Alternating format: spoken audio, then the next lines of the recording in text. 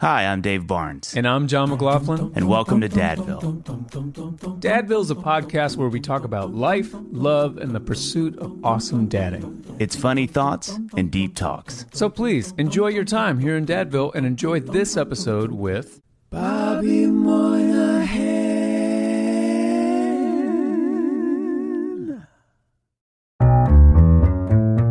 So then our waiter says, that's why Robin had to be his sidekick. Because Batman couldn't have gone with anybody else, which is ridiculous. Huh. Yeah. And the guy was in a Spider-Man costume. Yes! That's why which is actually kind of offensive. It was a weird restaurant. John. Dave. Before we get into this episode, Okay. I want you to know I feel great. I really do. Yeah, well, you look great. Thank you. Yeah. We have Bobby on the show today. Yeah, a we big do. get for us. Yes, we do. Exciting get. And I did everything I could to prepare. Everything. Oh, yeah? Yeah.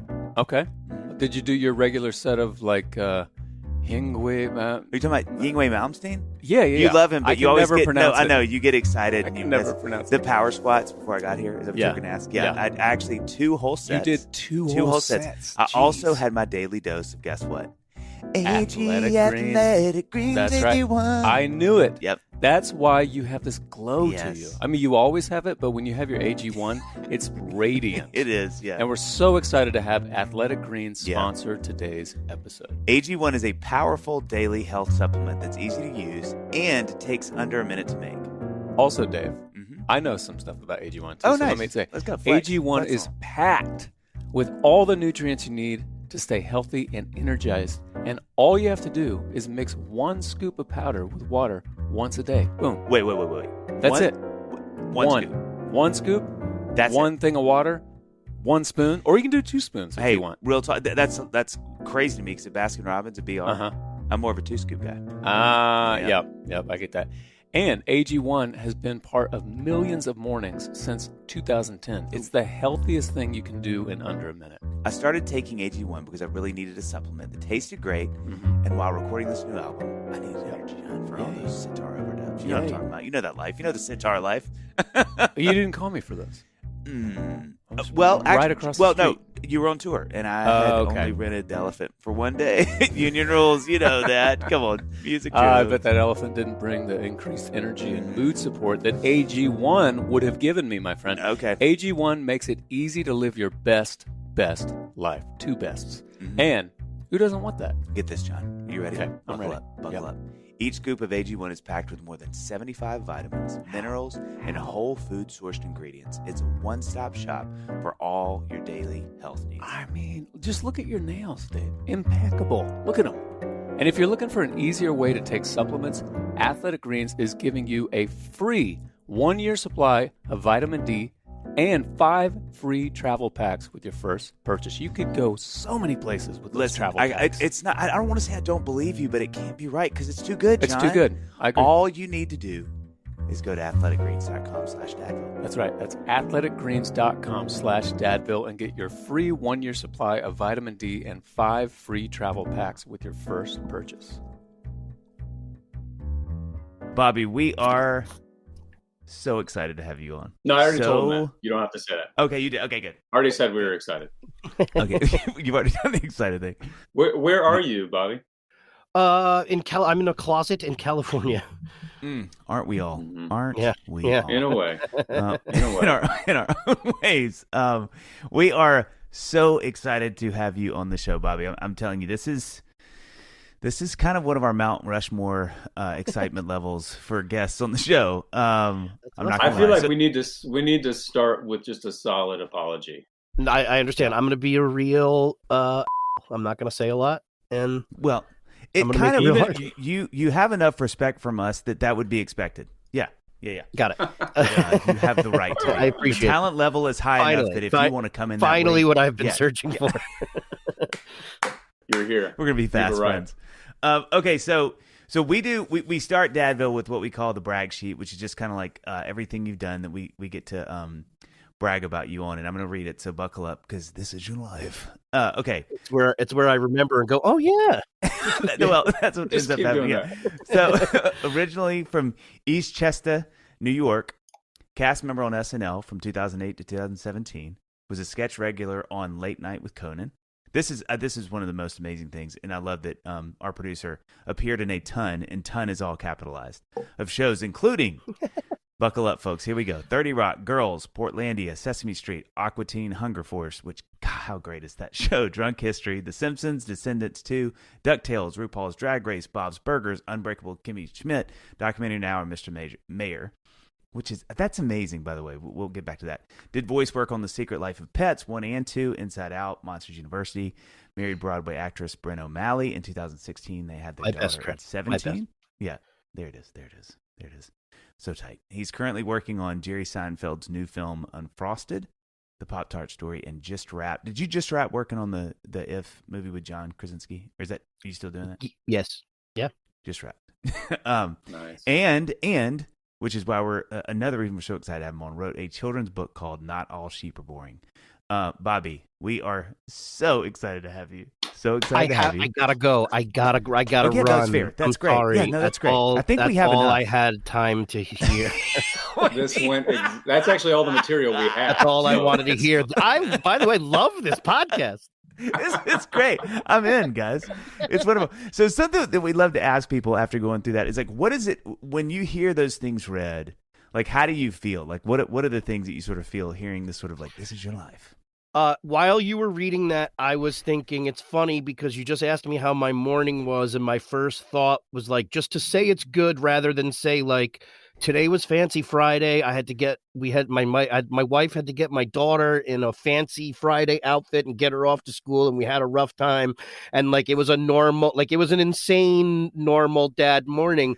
And then when you start reading that stuff, I think it's hilarious because I go, oh yeah. Yeah, no, I did all that stuff too, but hold on one second because I just did laundry. Like I'm doing laundry also. Like it's insane. Sometimes it's really weird to hear.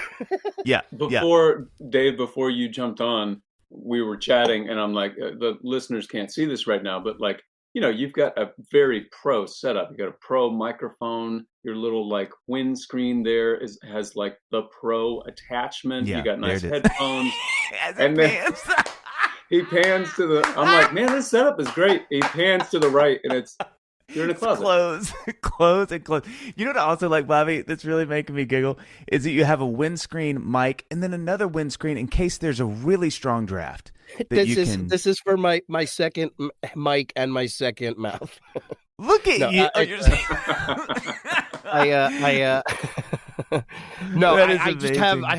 have another microphone set up just in case. Yeah, I do lots of voiceovers and podcasts and. So do you do your voiceovers there? Since once the pandemic hit, I lived in my closet for months during the pandemic. I recorded and produced 2 cartoons in this closet, like during the pandemic. Amazing. Yeah. And for a while, I spent more time in this closet during the pandemic than anywhere else. And now I go back out more, but yeah, like it's. For stuff like this, like I would have had to come to you guys. Like now, it's just like, let me do. Sure, I'll do it. It's in my closet. Yeah. Just head back to the closet. As a little tear. Voiceover work, the greatest work that there is. Yes, it's funny I just wanted to say this too. Recently, I walked into my closet and my daughter said, "Are you going to work?" Oh. And I was like, yeah. Which is a completely reasonable question. Yeah, I'm going to work. I'll see you later. I would love like when she goes to school and like, so now what's your daddy doing? She's like, he works in a closet. And everybody's like, oh. I heard her say it once, and she said her answer was he works with minions.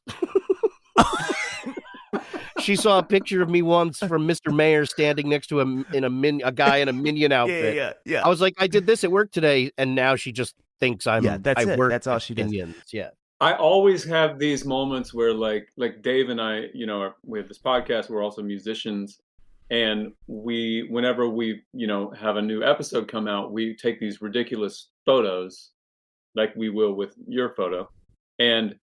My kids will be around, Dave's kids will be around seeing us take these ridiculous photos where sometimes our faces are pressed up against each other. Sometimes we're shirtless. You never know what the art form is going to call for that day. And I always think of like... whatever you're feeling like that day. Yeah. And I always think of like my pawpaw who was like fought in the Navy and was like on, And if he could flash forward and be like, so this is what my grandson does. Yeah.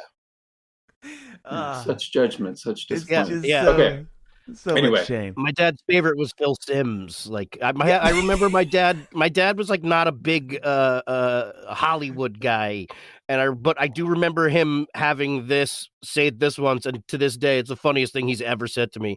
He saw that it was like some rumor going around that Jason Sudeikis was dating Jennifer Aniston or something. I don't know, it might even be true. I don't even remember.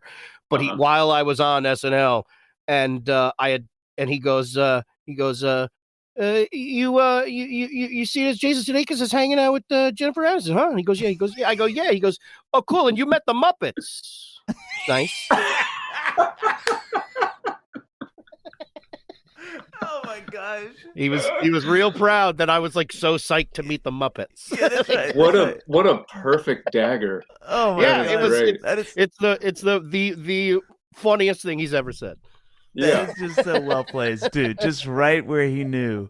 That's where the knife is going to find the most purchase. Yeah. One of the things that we are excited about having you on. So John and I, I'll give you a little of my history. I grew up, my dad is a preacher, wonderful family, and I'm really thankful. So not the kind that my eye twitches every 3 minutes. It does anyway, but like not because of that. Sure. But one of the things that was really interesting about my dad is he's got, and my mom, they have a great sense of humor. And so you would think growing up in like a family like that, it'd be like, no, we don't watch these things, whatever. But humor was the one thing that my parents were always like, if it's funny, you can basically watch it. And so SNL for me was formative growing up. And I watched it from birth until forever. And so one of the things we're so excited about having you on is that we've just I've met a couple people in passing and worked on the show, but never like had a chance to really sit and talk at all for the 5 hours that we'll have you on now for. But like a lot. That feels like a lot. It feels like a lot. But so we're so excited, and you'll have to forgive us. Just our enthusiasm for this is pretty. I get it. I'm the same. I grew up watching. Okay, good. Okay, good. So one of the things that first of all, we're not just excited that we have a cast member, but I'm not trying to appease. You're one of the greats. You are one. To me, you are in that top 5, 10 all time. No, I mean this. That's very sweet of your personal. No, opinion. it is. I think there's 140 people or something like that so that's ever funny. been on that show. But Bobby, that's an insane thing to say. You are a mutant of humor, and so Thank you. One of the things that I was wondering. Get the T-shirt made. No, well, it's. I've already got the .com. I feel like one of the things that I wanted to sort of ask you, because you, to me, I think what makes really great cast members is obviously they're funny, but they have characters that are funny and consistent. And you just had, John and I were looking at your Wikipedia page of just some of your characters, and we kept pulling up YouTube because I was like, oh my gosh, I even forgot about. Like, is it Crispino, that does the what a genius character, right? But when you have I've always wanted to ask comics that have been on the show like you have for so long, you have a character, right? Let's say it's Drunk Uncle, let's say it's Crispino, whoever it is. When you're sitting in those rooms and you've got the inkling, you're like, oh, I think this is good. Do you see that it's happening in the room? You're like, oh, people are thinking this is funny. Or is it something where you're like, it doesn't matter because this is probably the funniest group of people in one room in the world, and this is going to be a hard sell. I just have to stick to my guns and know this is funny. You know what I mean?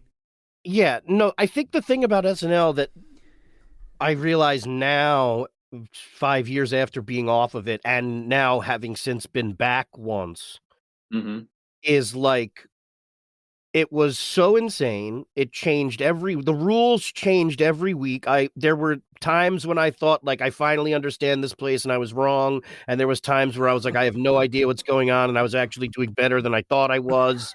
But and looking back now, like going back, like I should have just had, I wish I had just had much more fun.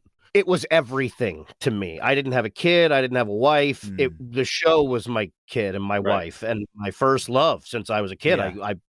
I loved that show. My life's dream was to be on that show. I have a video of me as a kid my mom going Bobby Moynihan, and me coming out of the bathroom like filming my I wanted to be on SNL. Like it was, and then it happened. It's nuts and it's insane. But like I had written something for like 12 hours that I was 100% sure was going to be the next big SNL character.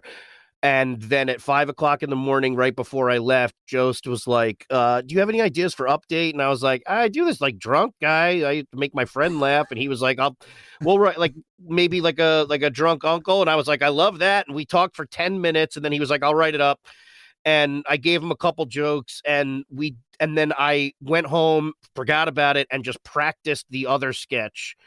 Because I was so excited about it. I couldn't sleep. I was so excited. I was like, this is going to be my breakout character. And that sketch came up third in the read through. I was, my name was Lionel. I was a suit salesman. And I just kept telling people to not waste my time. He was a real suit salesman that I had when I was buying my suit for my wedding. And I was like, this guy's a maniac.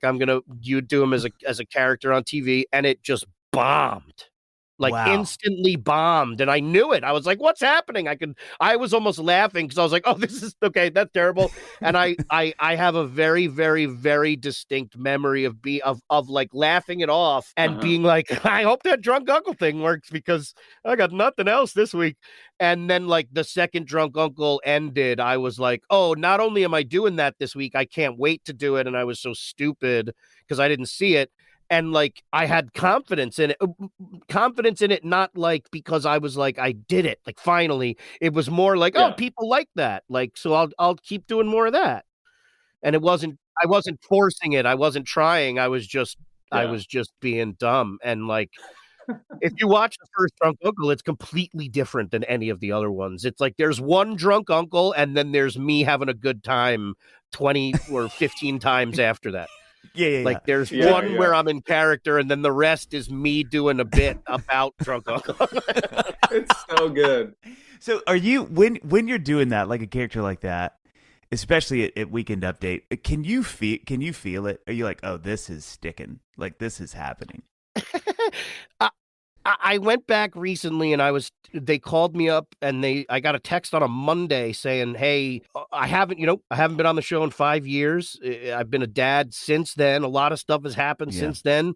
And then I just got a text on Monday saying, hey, are you around this Saturday? Tom Hanks wants to do David Pumpkins. And I'm just like, instantly it was a show week again. Like flip got switched. And then I didn't hear a single word. I'm in California. And then I just got like flight info on Thursday and I was like, I guess I'm going to SNL this weekend. And like, oh my gosh, flew in Friday morning, rehearsed with Tom once Friday night, and like realized that like it's weird to go to your old job like again, and like Tom Hanks and Kenan Thompson are the only ones you know. Yeah. And like, that is crazy. It was weird, but like it was awesome. The new cast is great. And then doing Drunk Uncle again, not nervous, had so much fun, had a blast, came out, had an absolute blast. Like my hat fell off, couldn't have cared. Like it was an absolute blast from start to finish. I was so comfortable, I called him Seth by accident. Oh my gosh. Okay, so I watched this.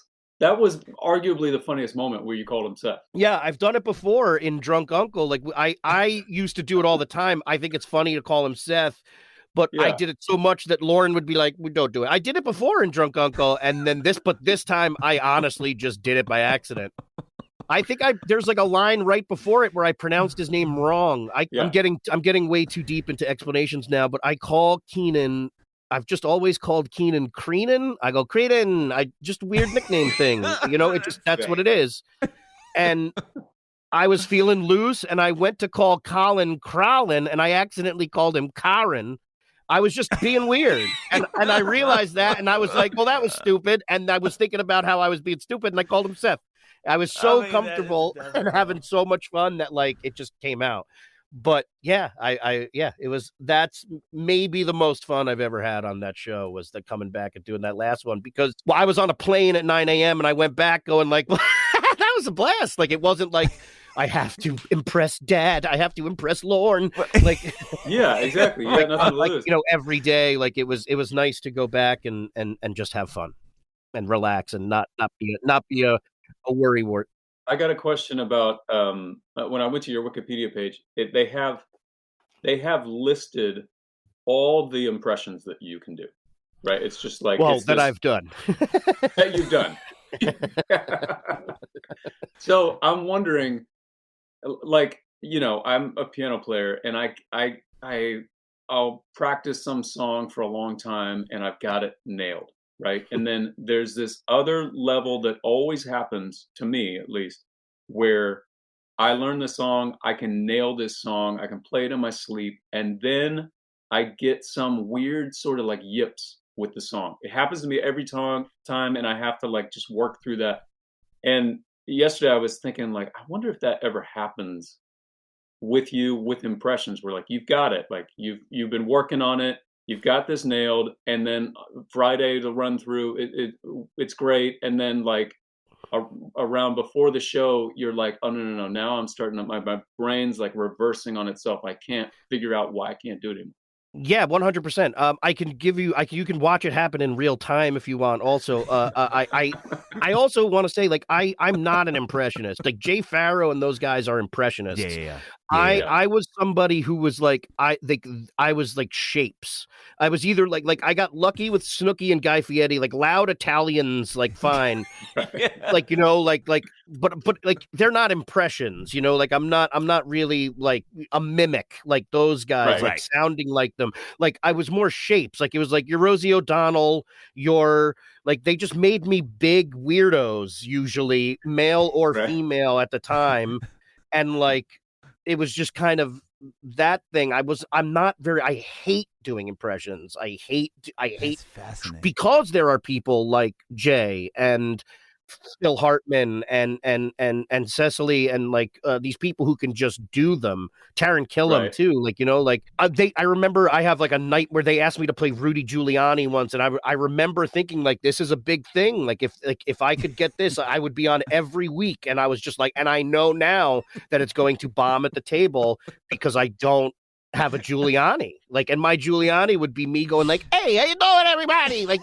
and like it would just be stupid, and it was the most embarrassing. It bombed. It may be the hardest I've ever bombed. My least favorite impression I ever did was Sam Kinison, because I actually tried and it was awful. But if you want to see like what you're explaining happen in real time, unraveling. There's a sketch when January Jones hosted with Jason. It was a Rear Window sketch. The whole joke was that they're shooting Rear Window with Alfred Hitchcock, and every time she opens the window, she kept farting, and that's why it was a real highbrow one. And and I'm Alfred Hitchcock, and they told me I was Alfred Hitchcock on Tuesday, and I just cried until Saturday because I was like, I can't do it. And my first line is 100% Alfred Hitchcock. I've never been more proud of myself. And then from that moment on, I am Lorne Michaels. I'm just like, right. Like, it's terrible. It's so great. I can only imagine too in those moments. And I think what makes me laugh hard is like, it's happening and you can't stop it. Like in particular, I could hear myself doing Lorne, and I was like, I'm getting fired. Like, like I'm mocking my boss by accident.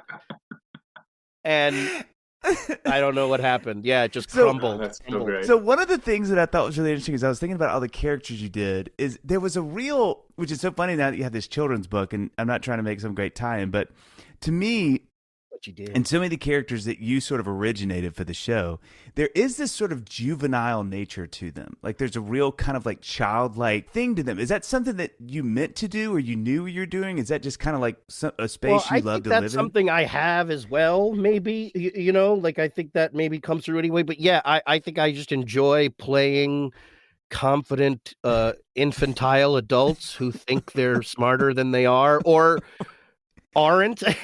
Right. Lovable dummies. I love a lovable dummy.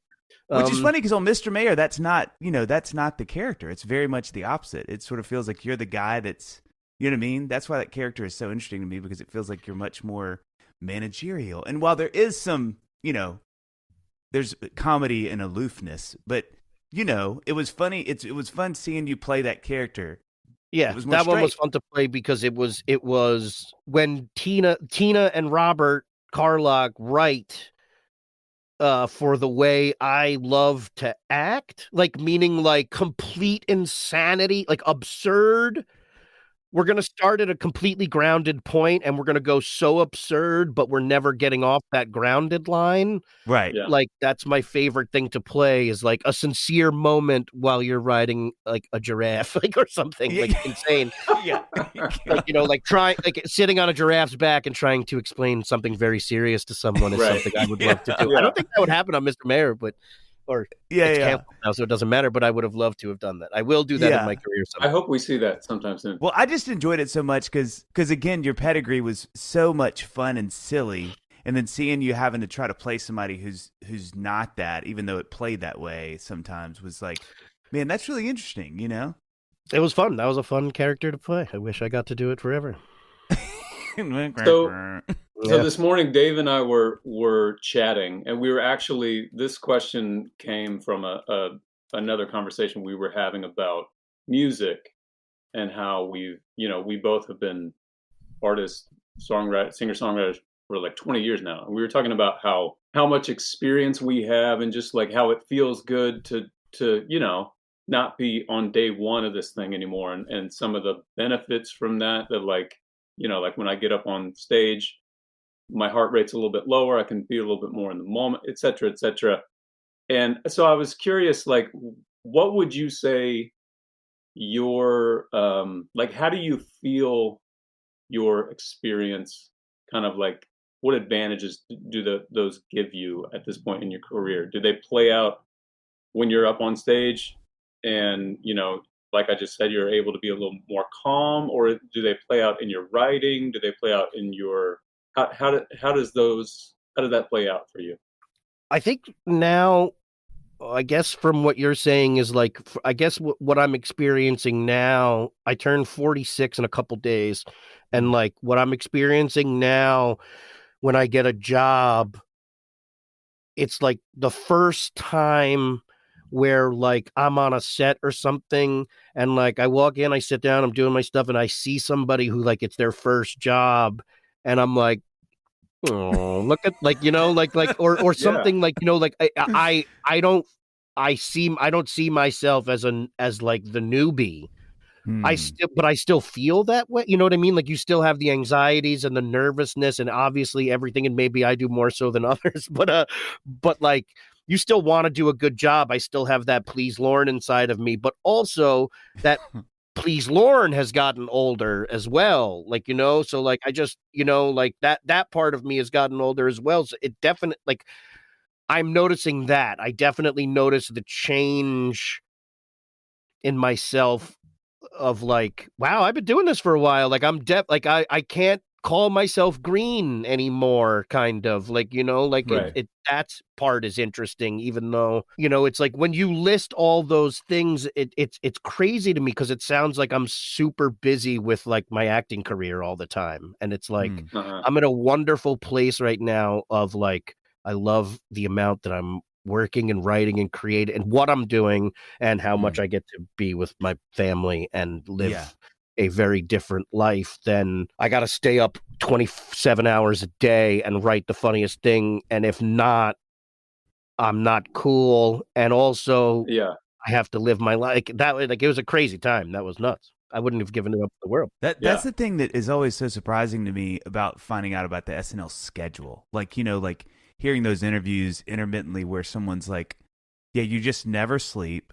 You're in this constant foot race with the rest of the cast to try like you've referenced this, I think, a couple times already just in this podcast is like, you're trying to get on every week. It's about like, I want to be in front of, like it's just like I was on 194 episodes and there were 15 sketches a week and only 18 of those made it to air. So that's how 15 times 194 times. Oh, like I was auditioning to be on a show I was already on.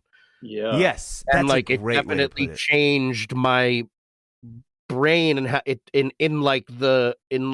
the sense of like I was like I don't ever feel safe anywhere because I'm like this could go away at any second. Like, which has got to be like for your body, like that low level hum of anxiety has got to be so taxing. When people get SNL, sometimes they're like, "Oh, hey, would you talk to this person? They just got SNL." And like, I used to be like, "Sure," and now I'm like, just tell them to get a therapist. That's the only that I wish somebody had said, "Congratulations, here's your therapist," and you're on Saturday Night Live, and like, it's just a great, like, it's just get therapy, talk to somebody about your problems and your confusing, crazy life because it was nuts. It was nuts. Are you able to watch the show now? Do you want to watch the show? Yeah. Or what's your relationship with it now? Yeah, I mean, I have to say, yes, I love watching the show. There's something about that show that I love, and I just saw it again this past weekend, which is Aubrey Plaza just hosted, and Aubrey Plaza is a friend of mine I started doing comedy at Upright Citizens Brigade with Aubrey and Neil Casey, another guy. He was in Ghostbusters. He's a phenomenal writer. And like we shared an office at SNL together, and he went back to go help Aubrey write. And like to get to watch that episode, that was really like, I was on the show when people I knew hosted, like when people I had known from comedy came and hosted. I wasn't there when Donald Glover hosted, but like he was like, that was the first one where I was like, Jesus, like now friends of mine that I grew up with are hosting the show. Yeah. And like Aubrey was the first one where I watched and like cried because I was like, yeah, man, this is what this show is about. Like she was the best. She was hilarious. She should have been on that show. She could have been on that show. And like she did it. She finally got there. Like I think she auditioned for it. I'm not positive, but like whatever. I was so happy because it was just so wonderful, and to see them walk through the studio again, and like it's just everything I love about that show. And like that was yes, I love watching it. I love it. That's good. What are some of like when you think about it now? I mean, this is such a that guy question. It shows you how much of a fan I am. But what are like some of your favorite moments when you think back? Like either because I think too, what is so cool about it, or I imagine is cool about it. Y'all might have hated it, but you're having these people that are coming through. Like Paul McCartney is a guest, or I had a slice of pizza with Paul McCartney once. Like like that. Like it's just like nuts. There you go. That's what I mean. That. It's those moments. It's. Yeah, I was standing at the page desk talking to Jenna, the stage manager, and he just popped out of a dressing room with a box of pizza, and he said, "Does anybody want some pizza?" And like the next thing you know, we're sitting there talking about New York pizza, and I was like, I worked at a pizza place on 44th, and he wrote it down, and yeah, he's great. And then like you see him again, and he's like, "Hello, Bobby," and you're like, "Hello, Paul," and you're like, "What's happening?" And then 3 months later, I sang "Simply Having a Wonderful Christmas Time." Or no. Santa Claus is coming to town with him and Bruce Springsteen on stage, and you're just Come on. What's happening? And then you go home, and it's weird. I can't, and so I said, I can't confirm this, but I hear that when John Lennon was writing All You Need Is Love, it was actually, and it wasn't a typo, All You Need Is Gloves, because he was into boxing. Now, again, none of that I can confirm, but it feels right when you listen to that song. Yeah. I think I told you that. Oh, sorry. I shouldn't have told that whole story. I know it takes like an hour. No, I told you it literally right before you told it to me, kind of a thing. Well, it's all in the presentation. It's fine. Yeah. I had fun listening to it. Anyway, had fun. Dave. Yeah. After we get done with these ads, I think we should grab some dinner. What do you think? Sure. But first, okay, should we go out or make something at home? What do you think? Usually that's a tough call. But when you have Butcher Box, it couldn't be easier, Dave. Yeah. Stay with me. Yeah. Okay. I can't tell you how many times I've thrown a few steaks and burgers on the grill instead of heading out and dealing with the traffic, the parking. Yeah. Those legions of Dadville fans who we love, but they're tough to get around. Yeah. It's simply hard to walk down the street sometimes. It is. I know. I'm glad you said that. Crippling fame is no joke. People laugh at it. It's hard. But Butcher Box is the place for high-quality meats delivered right to your door. Yep. And when I say high-quality ingredients, what comes to mind? Let's see. Probably something free-range or wild-caught. Yeah, perfect. Because that's exactly what BB, the Butchie Bobo, as I call it, Butcher Box, brings to the table. Literally. Yeah. Butcher Box serves up 100% grass-fed beef, free-range organic chicken, pork-raised crate-free, no crates, and wild-caught seafood. I'll tell you what, Dave. If we're cooking up that seafood, I doubt you'll get any because I get pretty shellfish when I'm eating it. Come on. Oh, that's a stone cold classic dad joke. Hall of Fame. Hall of Fame. Keep going because I just need a minute, okay? Okay. ButcherBox delivers directly to your front door step. No, I like doors and steps. Doors and steps. Yeah, Either one. You want it at the door, or if you have a step, they'll put it right on whatever's there. first. They're going to put it there. And there's always free shipping. Always. And if you need some culinary inspirado, ButcherBox has you covered. Tell them, Dave. Okay, I'm sorry. I had a little giggle fest 2000, and I was the headliner. Now listen, we have a deal for our loyal listeners because we love them. Okay, get this. Yeah, we do. Get free. I can't believe I'm saying this. Say it. Get free chicken nuggets for a year. I said it. It's What? out. They told me that I can say that. And 10% off your first box when you sign up today. Chicken nuggets free Yeah, for a chicken year? Nuggies, the nuggies for a year. And the team of lawyers signed off on that. Yeah, that's what amazing. I'm They being told. obviously have no clue how many chicken nugs I can put down when I'm in the mood, Dave. I've seen it. It's inspiring and terrifying. Terrifying. I think that's why we weren't eligible for this offer, honestly. I think that's where I really do have to consult legal because I know we can put down some nuggies. That's right. All right, so let's recap. Yeah. That's a 22-ounce bag of gluten-free chicken nuggets in every order for a year. Yeah. When you sign up at butcherbox.com/Dadville and use the code Dadville. Am I correct on that? Yeah, I'm looking at it. Yeah, I got a nod. Okay. One of them's on his phone, but the other nodded. Just head to claim this deal at butcherbox.com/Dadville. That's /Dadville. And use the code, guess what? Dadville. Yep. One more time, just so you, because this is a lot is at stake here, guys. Just head to butcherbox.com/Dadville and use the code Dadville for free chicken nuggets. Do you realize you just did a pun with the steak line? What was the pun? You said lots at stake in this butcher box. Oh, come God, on. You're so good. It's supernatural. I'm so in it, I don't even know. It's the water I swim in, Dave.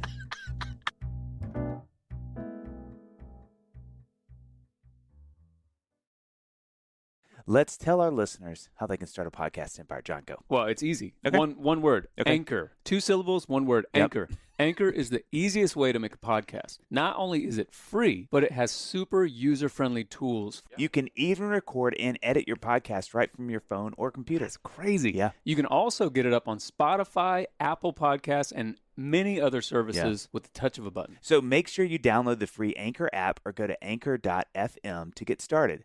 Just don't start a ridiculously funny podcast about dad stuff. That's kind of our thing. We're in that space. But good luck.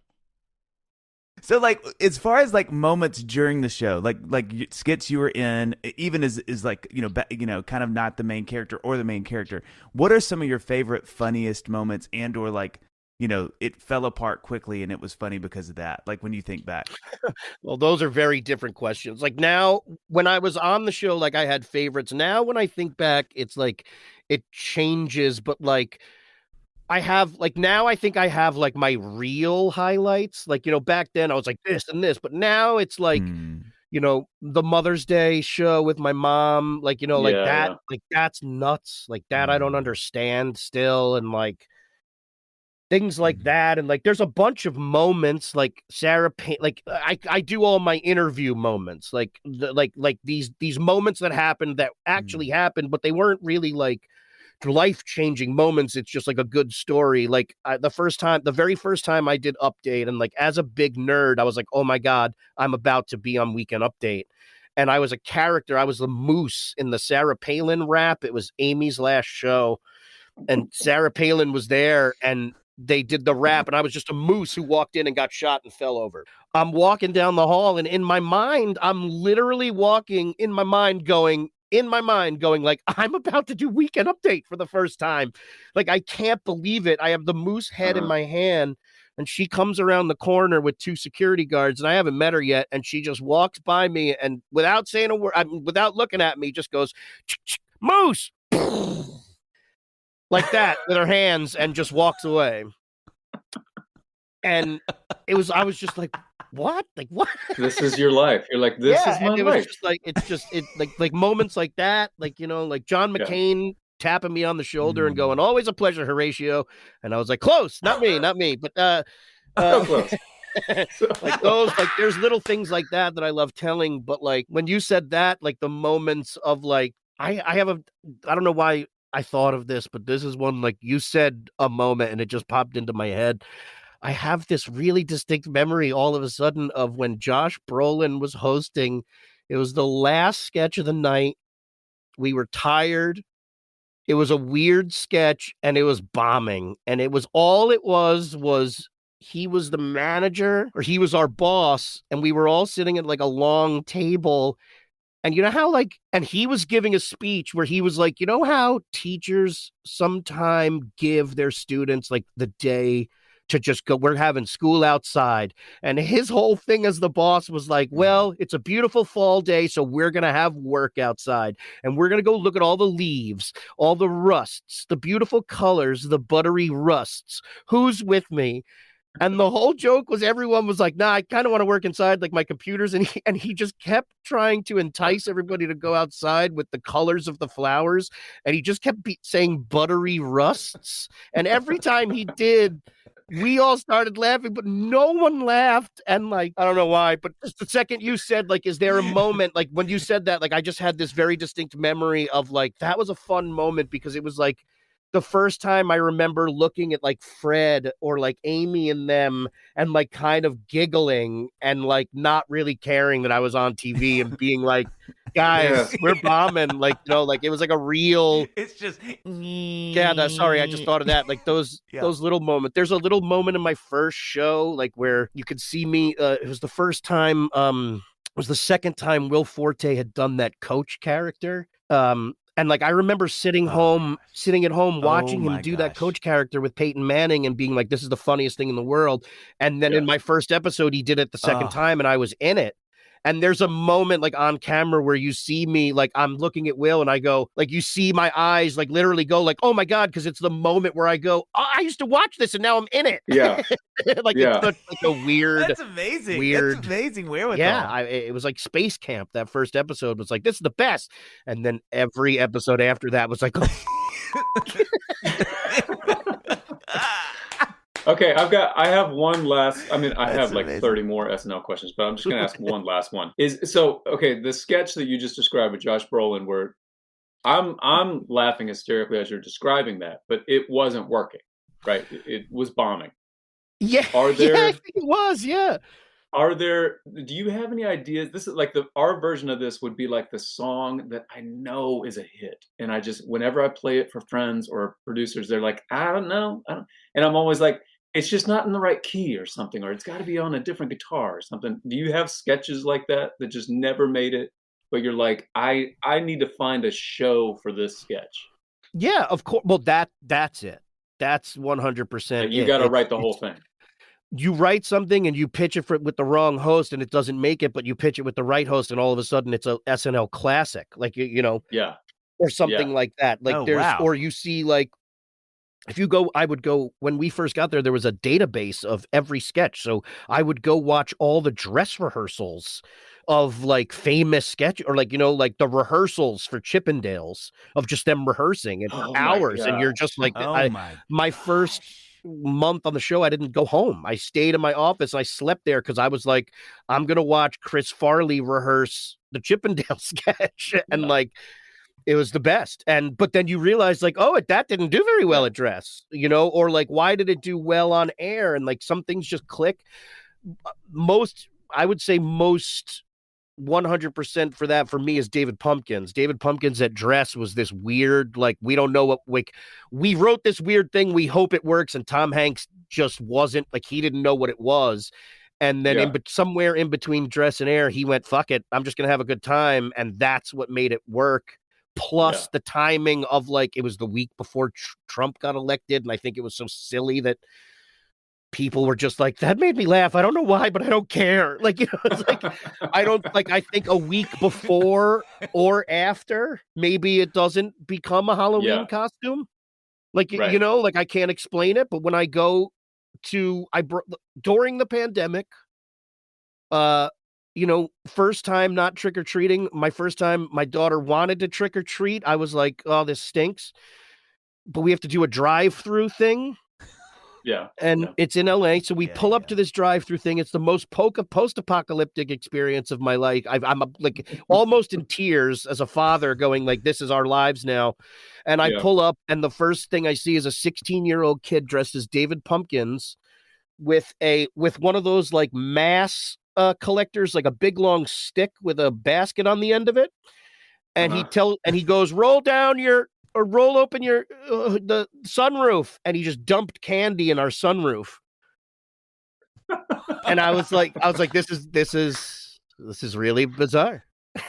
Another moment like this is my life. It's all gonna be okay. Super weird. So not all sheep are boring. This book, Bobby, I mean, it's really, really great. Like it's so funny, and also I just want to add that I don't trust Pierre. Also, he seems shifty. No one does. You shouldn't. Yeah. So what got you? Why do the book? Like, what was secret is murder. No, I just got. They're gonna take the book. Spoiler alert. Yeah.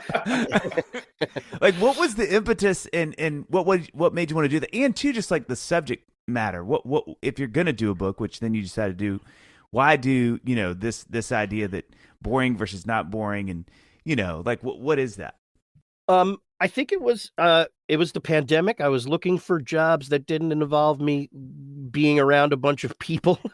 I had been writing a bunch of stuff, and I had an idea for like a children's book, like a higher grade thing, and I pitched that idea, and they said, we don't necessarily like that, but if you have like a children's book idea, let us know. And I was like, I kind of do, but I didn't, I was like, I'll get back to you. And then I was talking to my daughter one night and just started thinking about counting sheep, and just started laughing about like, why sheep? Like, are they like, why specifically sheep? Like, are they like canonically boring? Like, or something like, is there something like, I didn't understand that. I didn't understand why sheep were getting such a bad rap. And then I just thought it was funny. Like, I pretty much just stole the idea of the monster at the end of the book. I love the idea of like a whole book of like, there's no monster, there's no monster, there's no monster. And then you get to the end of the book, it's a monster, and it was Grover the whole time. It just made me laugh. So I just, wouldn't it be funny to go, they're not boring, they're not boring. A little toad is a narrator who just keeps trying to tell you they're not boring, but then bores himself and falls asleep because sheep are boring. Great. There were so many little lines, like the way that you wrote, like, for example, Pierre, he was the one with secrets, right? Yeah. So, period, many, period, secrets.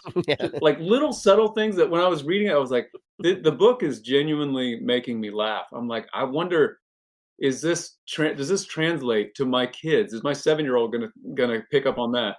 I have to read to my daughter. I wrote myself a monologue to read to my daughter before bed.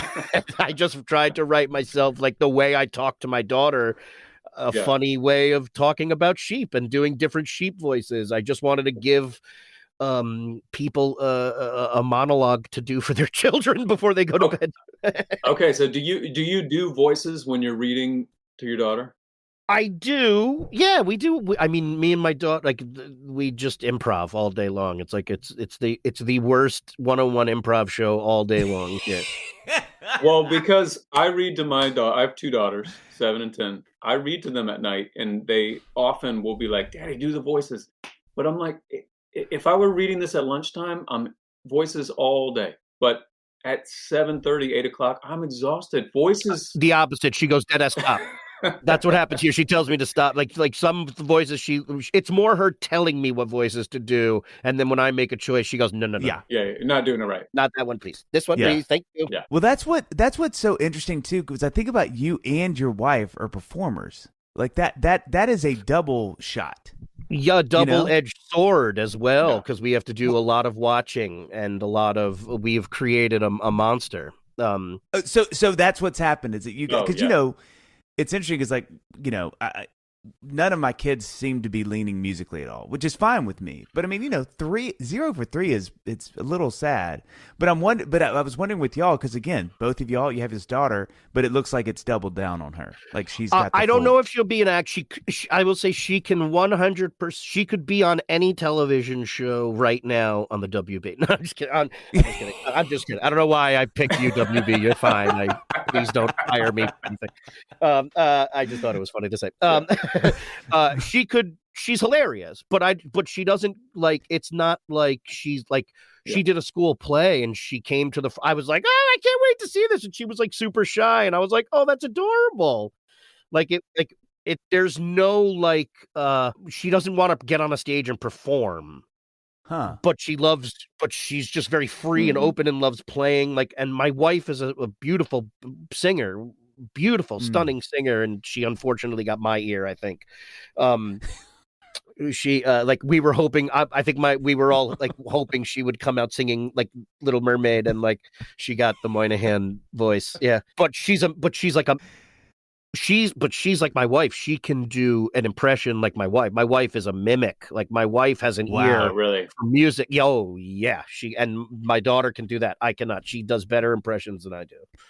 It's crazy. So what is that like, having two parents that are in the space y'all are in? Like, what is that like parenting? What is that like in marriage? Is that like, that's just interesting. Both of y'all do it is so fascinating to me, Yeah, I feel like I'm just gonna say, because right now I'm super happy. Like, we're about to have another kid. I don't know if I've ever said that. Oh, yet. congrats! And, like, congrats! Thank you. I'm super. We're all super happy, and like, my daughter's 5.5 now, and like at prime, like, silly improv age. So like, our house is super fun. Like, we just started playing Guess Who a lot, and like, yeah. Like, I it's just a new fun time. Yeah. And she's real excited about sister coming, and like, it's great. awesome. It's a really wonderful, fun time right now. Yeah. Two girls is the best, man. I can't wait. Yeah. It's the best. I can't So wait. what has becoming a dad been like for you in terms of like your ambition professionally? It's made me extremely lazy. I mean, it changed so much for me. It was like, I need so much less from my career now. Yes. You know what I mean? So I'm always curious how it affects other people. Yeah, like I said, it was SNL was my child, and now it's not anymore. I have real children, real problems. I wish somebody had told me about real problems when I was at SNL. I wasn't. I was a child in space camp for 10 years, and right. Any old cast members who are listening and think I was weird, that's what happened. I'm sorry. That's okay. what it was. Yeah, no, it completely changes everything, because now it's just also like what parts you take, and like what you say changes. Like, it's like, oh, I would do that if I didn't have a daughter, but thank you very much. Like, or I would, I don't know if I want her to see that, like, or, and then there's stuff where I go like, oh no, she's like, now she's 5, and I'm like, I can see myself explaining this to her now, so I don't mind doing it when she's 16. I was a weed smoking manatee once. You know what I mean, or like something like, it's like stuff like that where you go, it just all becomes different. It goes through a different filter. So this is another question that I always am curious with other dads. Like, at any given night, I go to bed, I lay my head on the pillow, and I'm always assessing my day as a dad. Like, we're in the trenches of it right now. A 7 and a 10-year-old, like, we're not at the phase where like they're teenagers and they're halfway out of the house. It's like, we're in the trenches. And so I always am curious what other dads lay in bed at night and think about. Like, what is it that you need to do on any given day to feel like you are a good dad today? You know what I mean? What are the things that you lay and worry about as a dad, kind of thing? Well, that's weird. I think sometimes they're unnecessary, and it's more telling myself to not worry about stuff, or to don't worry about that now, because that's pointless, because like you can't control the Earth's climate. So don't worry about like, is having another kid bad because there's going to be like no space in a year? Like, are you like thinking about like weird apocalyptic things, like that stuff? But like, recently, like I've all of a sudden just started going like, oh, it never dawned on me like teenagers in LA versus like teenagers in New York, like, and how like if I really wanted to make that move before it affected my, like just where they're growing up and like certain things like that, like that kind of stuff, I think every dad sits there and tries to figure out how, like, I have this weird thing of just like both of my parents passed away very close to each other, like shortly after 6 months after my daughter was born. Oh, man. So it was this very awful experience to have to go through.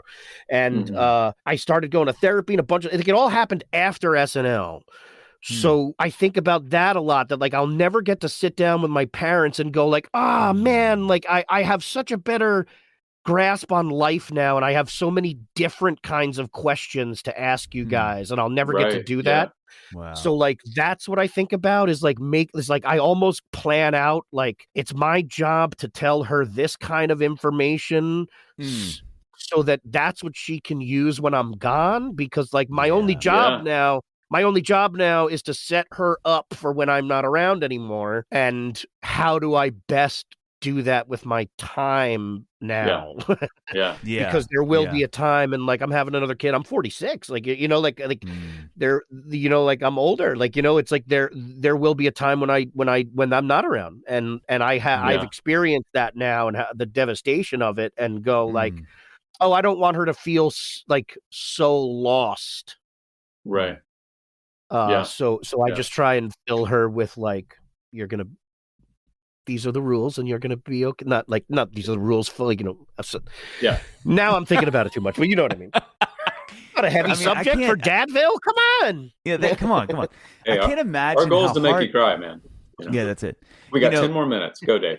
I can't imagine losing both parents that quickly. That would have been so hard. Yeah, no, it was fine. It was the worst. It was the worst.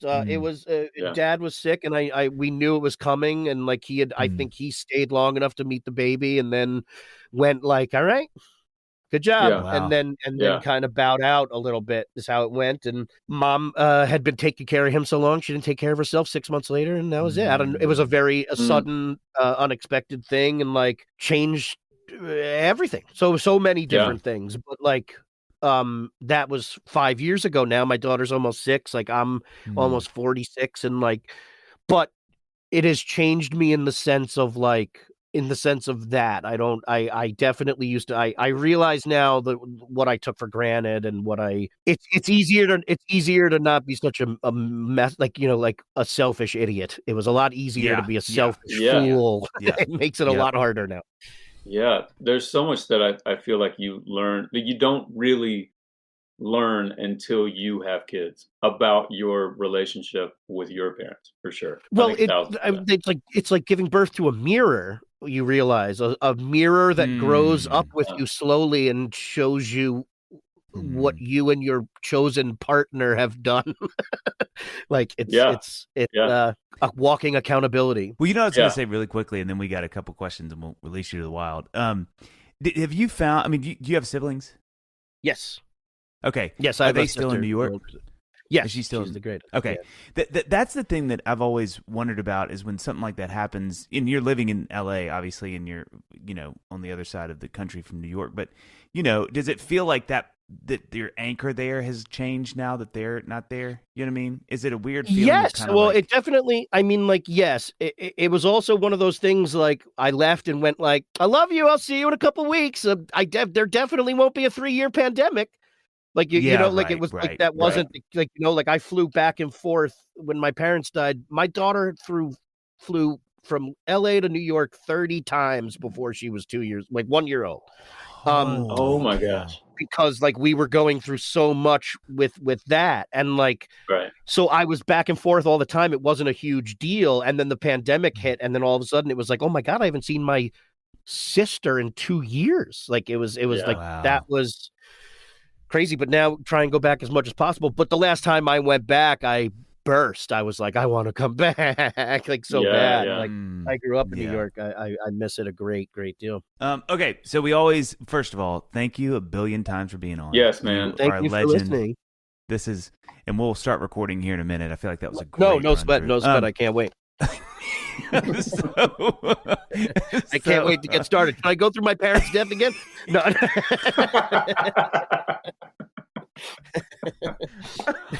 Oh, It geez, won't be okay. hard the second time around. It won't be hard. No. Yeah, it's so much easier. But if you could cry, that'd be great. Just FYI. Just No. state that. So I'll ask the first and the last two questions. First one, what's the one thing that you want your girl and soon-to-be girls to know? Wow. Just what I want them to know? I guess just know just to keep going. Yeah, Keep going. that's great. Yeah. Like I think at this point, like if you said like you could only tell them 2 words, I would say keep going. Like Oh, that's that's that's great. all I you love can do that. right now. It's like, Yeah, because I that's don't great. know. I have no idea what's going on. Mm. No one's perfect. Like I love Yeah. you. You're safe. I'm here. Keep going. Mm. Everything's gonna be all right. Because I think that's what I would tell myself. I hope.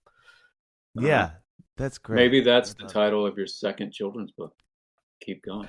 No, it's Fatso the Silly Bat. No, I'm just kidding. No, I don't know. Okay, yeah, so definitely. this is the very last question, and then selfishly, I have one last little asterisk question after this Gotcha. question. But last question: what do you want your girls to say at your funeral? Oh gosh. Finally. No, It's been good seeing y'all. We'll see you on the other side. yeah. I don't know. That is quite possibly the funniest / rudest question I've ever been asked in my entire life. How dare you make me think of that? I don't know. Maybe I'll have them sing "Rainbow Connection" and make everyone kill themselves. Yeah, just so sad. So sad. Finally, it was a great answer. That's That was amazing. perfect. That's amazing. Well, okay. Well, I selfishly wanted to have you tell. I heard the story that you told about when you and Seth played at Madison Square Garden at that one. What was the concert? It was a charity concert. It was a Sandy Relief concert, the Sandy, 12-12-12 concert. Yeah. And you guys, it was like a 7-hour concert, and you had gone on right after Hour Kanye West, 5.5 in between Kanye West and Billy Joel, who no one from New Jersey was waiting to see, and Right. and Kanye was in a black mask and a kilt, and just for the last like minute and a half of his set, he just like guttural screamed and then dropped the mic, and then out came America's drunk uncle. To complete silence. you And came out as drunk uncle. A sea of people got up to get beers in complete indifference. Yeah, I performed to the back of everyone's head at Madison Square Garden as they were going to get beer. How long were you guys on stage? Do you remember? 17 years. It Oh my felt like it was probably about 5.5 minutes, which was about 2 minutes too long already. Yeah. Oh my gosh. Well, so I saw the clip of when you came on Seth's show and you were talking about that story, and the best part I feel like is that you just walked off stage like down the regular stairs. I completely avoided the green room, walked into the main lobby dressed as drunk uncle, and just walked through Madison Square Garden because I'd been there. Like, that's the part I know. I don't know the backstage area. So I just did not want. Well, by the way, 5 minutes before I went on, they made me get dressed before I went. So I'm dressed as drunk uncle, standing with the Rolling Stones, Bill Clinton, Katie Holmes, Brian Williams, in a room full of Jimmy Fallon. I was like, get me out of here. And the 5 seconds before I went on, Chris Rock came up to me and was like, don't do it, man. They're going to kill you. And I was just like, you are right. 100%. Don't do it, man. And I walked down the stairs and I walked home from Madison Square Garden to 47th and 9th and dressed as drunk uncle in complete silence. I got a phone call. I'm sitting on my couch. I was sitting on my couch dressed as drunk uncle, and my phone rang and they said, your car's here to pick you up. And I said, I'm home already. And I hung up the phone.